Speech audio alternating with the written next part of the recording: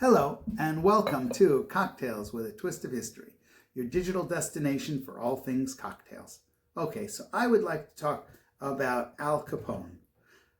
We know that in Prohibition time, gave way to some really well-known gangsters, and the most well-known was probably Al Capone.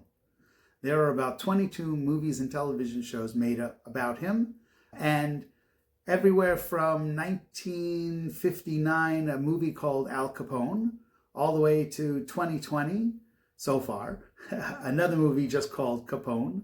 The Untouchables, another one. There were a lot of movies. I'm sure you know of some.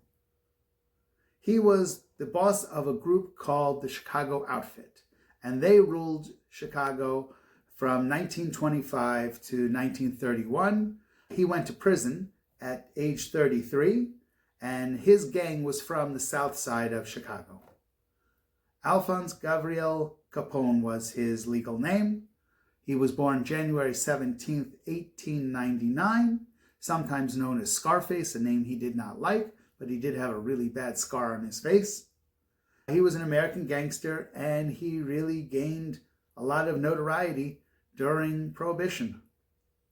Now, Capone made what we would calculate today as billions of dollars. And he had custom suits, really nice cigars. He had a lot of gourmet food, a lot to drink. Very interesting. He used to wear very flamboyant jewelry, which was interesting for the time. His favorite response to questions about what he did was, quote, "I'm just a businessman giving the people what they want," or, quote, "all I do is satisfy a public demand." Capone really became a national celebrity. His favorite drink was either a straight rye whiskey from a company called Templeton. I've had it, it's really good. Or a cocktail called the Southside Fizz. Now, this is a shaken cocktail. Interesting, for those who have been watching for a while, I don't make a lot of cocktails with soda in it, but this one does have soda water in it. It's a shaken cocktail, so you're going to need your cocktail shaker. Just obvious, don't put your soda water in here when you shake it. You can imagine what would happen. Right. Let's get on with this cocktail. It has gin, it has lime juice, simple syrup, and then we're going to put in the soda water. So we need 1 3/4 of an ounce gin. I've already put it in here because my gin bottle's a little big, hard to pour on camera. We need 3/4 of an ounce of our lime juice, and we're going to need 1/2 ounce of simple syrup, and we are going to need a lot of ice. And as always, got to put a lot of ice in there. This is actually a cocktail that is served with ice, so don't use the same ice that you're using here in your cocktails. Always have fresh ice.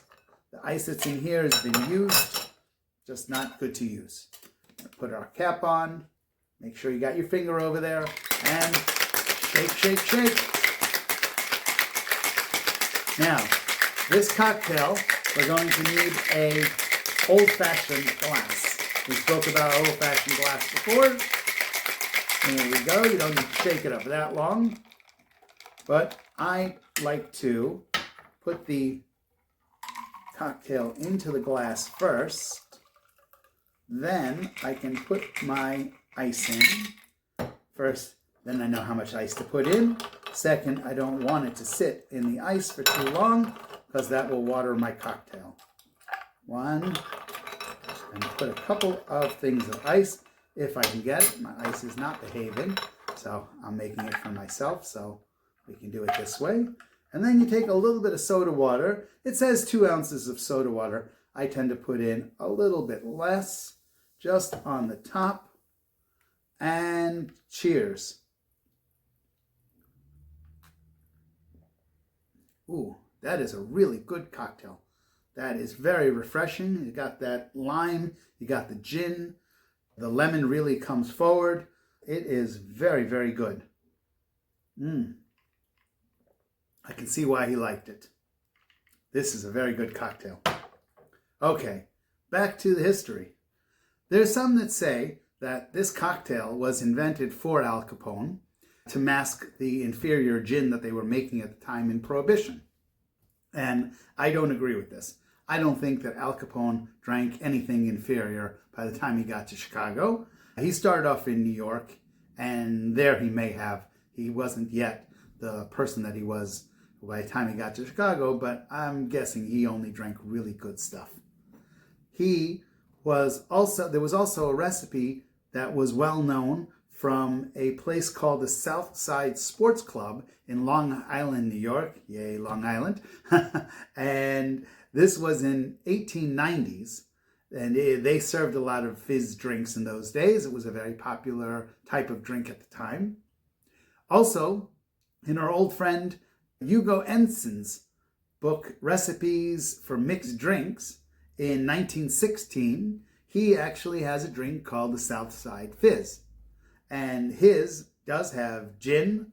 His has lemon and lime, okay. Sugar. He adds mint and club soda. So it's pretty close to this cocktail. Now, I don't think that Al Capone drank this cocktail with mint. So I didn't include it in this recipe. Feel free to put it in if you want.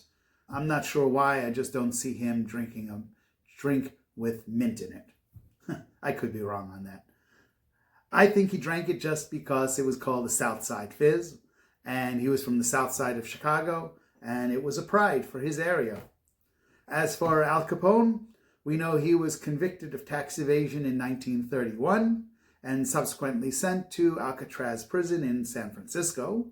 He was released in 1939 on the grounds of ill health because he had syphilis, which by age 40 had pretty much torn him apart. Anyway, like always, if you have other stories, please, we want to hear it.